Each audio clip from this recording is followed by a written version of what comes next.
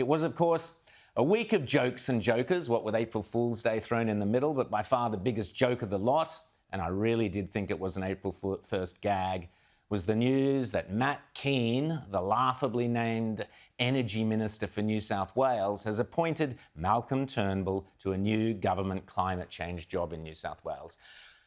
From that point, the jokes just kept coming thick and fast. Within hours of this ludicrous appointment, Turnbull was back doing what he does best, sabotaging his federal colleagues at the same time as selling the working classes of the Hunter Valley down the river.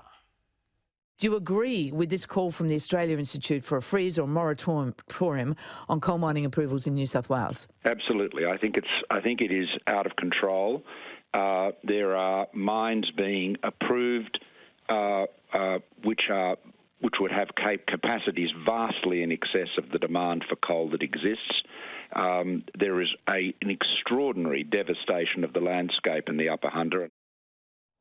By Friday, the Liberals had realised it wasn't some sick joke, and Energy Minister Angus Taylor was rushed onto 2GB to explain just how damaging Turnbull's anti-coal comments were. I want to touch on this as well, which I'm sure you both got something to say on Malcolm Turnbull. He said he wouldn't be the miserable ghost, but he's the definition of it at the moment. He was appointed by the New South Wales government as chair of the Net Zero Emissions and Clean Economy Board this week, which is a fair enough appointment, even though the warnings were don't do it. But he then said that we should pause all new coal mines. Angus, with the Upper Hunter by-election coming up in New South Wales, coal country, how damaging is this sort of rhetoric for the Liberal Party? Well, whatever the politics of it, it was just the wrong thing to say. Angus Taylor was also asked about perceived conflicts of interest, including Turnbull's role with Fortescue Metals. Also on the show was Joel FITZGIBBON, the Labor member for the Hunter, who we've had on Outsiders, who has succeeded in steering the Labor Party, at least on paper, I'll believe it when I see it, back towards coal, who was similarly scathing about Turnbull. They're looking at a green hydrogen generation project in New South Wales. Have you got any concerns about that? Well, it's a matter for Matt Kean and the New South Wales government. There's no question about that, and they're going to have to make sure they manage that conflict very, very carefully. You're right to raise it, Deb, and I think it is a real issue for them. I could have thrown something at the radio when I was listening to his interview on Wednesday morning talking about coal in the Hunter Valley. When asked about the push to get more global cooperation on clean technologies and comments by John Kerry's climate czar, Taylor reiterated the importance to Australia of coal.